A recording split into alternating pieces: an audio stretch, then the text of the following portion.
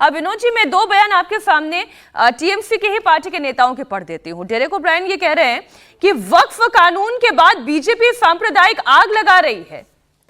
यह आग कौन लगा रहा है और क्यों फिर इसमें हिंदू सुलग रहे हैं? इसमें तो फिर हिंदुओं को नहीं सुलगना चाहिए था। अगर उनका कहने का मकसद ये था कि एक विशेष धर्म के खिलाफ ये पूरी षड्यंत्र रची गई है, कहना तो ये चाह रहे ना। सागरिका घोष कह रही है बंगाल में बीजेपी सांप्रदायिक दंगे कराना चाहती है। भगवा गुंडे देश की सबसे अच्छी पुलिस के सामने, ये सबसे अच्छी पुलिस है जिनके सामने दंगाई आग लगा के घरों को जला दें और लोग पलायन कर लें, सबसे अच्छी पुलिस है। देखिए, सागरिका घोष हो या डेरेक ओब्रायन हो, तृणमूल कांग्रेस के नेता हैं, वो अपनी सरकार का, अपनी पार्टी का बचाव करेंगे ही।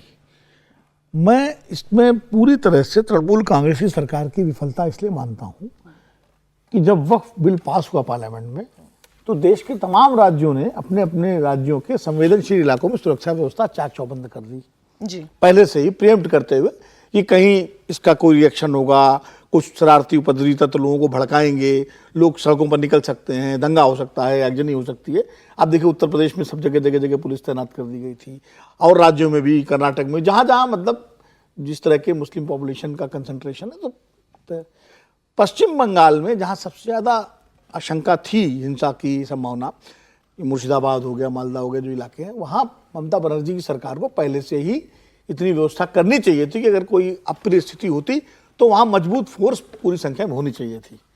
और ऐसा नहीं पश्चिम बंगाल बड़ा राज्य है, उसका फोर्स नहीं होगी। अब जैसे जो प्रत्येक, आपके कहने का मतलब ये समझूं कि ममता बनर्जी ने खुला छोड़ दिया, जिसको जो करना है, जो करना है करे। विफलता है उनकी पूरी तरह से। अब खुला छोड़ा कि नहीं छोड़ा, अब ये मतलब असफलता उनकी है पूरी तरह से। अगर प्लानिंग नहीं हुई काउंटर की उनकी, तो इसका मतलब यही है ना कि खुला छोड़ दिया आपने कि आपको जो करना है आप उसके लिए आजाद है। फिर तो एक बार दंगा भड़क गया तो फिर पुलिस के हाथ से तो बाहर जाएगा ही। ये इंटरप्रिटेशन हम कहें खुला छोड़ा या वो एसेस नहीं कर पाया या जो भी उनका रहा हो, मतलब कुछ भी हम कह सकते हैं, लेकिन विफलता है पूरी तरह से उनकी सरकार की।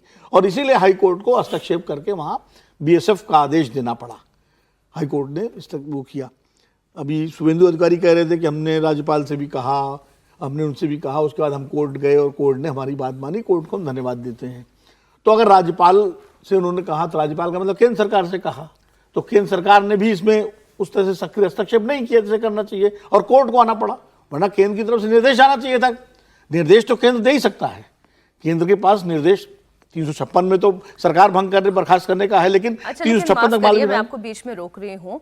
केंद्र ने इससे पहले भी जब जब कोई बात कहने की कोशिश की है, ममता बनर्जी का रिएक्शन क्या रहा है? सवाल रिएक्शन कुछ भी हो, रिएक्शन यही होता है ना कि फिर वही वाली बात होती है, बीजेपी एक षड्यंत्र कर रही है। वो तो वो पॉलिटिकल लड़ाई है, लेकिन केंद्र सरकार, चीफ होम सेक्रेटरी, गृह मंत्री, ये इनकी जो भी उसकी जिम्मेदारी होती है।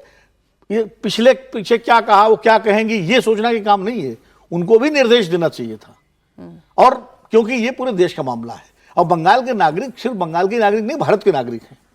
और अगर भारत के नागरिक हैं तो जितनी जिम्मेदारी राज्य सरकार की बड़ी जिम्मेदारी है उनकी सुरक्षा।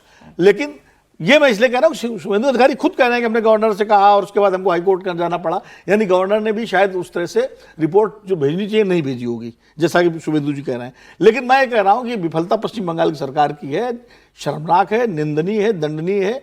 और दूसरी बात यह है कि सही कह रहे हैं हर्षवर्धन में भी, एक सेकंड के लिए भी कोई किसी को घर छोड़े क्यों जाना पड़े।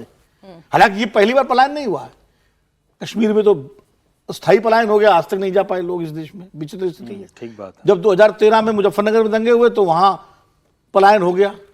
50,000 से ज्यादा मुस्लिम परिवार जो है भाग करके, गांवों से निकल करके, और उन्होंने सहारनपुर और दूसरे जिलों में जाकर शरण ली, जो कैंपों में रहे थे। 2013 की बात है। तो इस तरह के पलायन की, मलियाना जब हुआ था मुझे याद अच्छी तरह से, वहां से गाँव से लोग निकल के चले गए थे। क्योंकि जब ऐसा होता है तो जो संख्या में कम होते हैं उनको लगता है भैया निकल चलो, क्यों, मतलब वो तो ये लोग बेचारे निकले होंगे डर के मारे। लेकिन ये नौबत क्यों आए?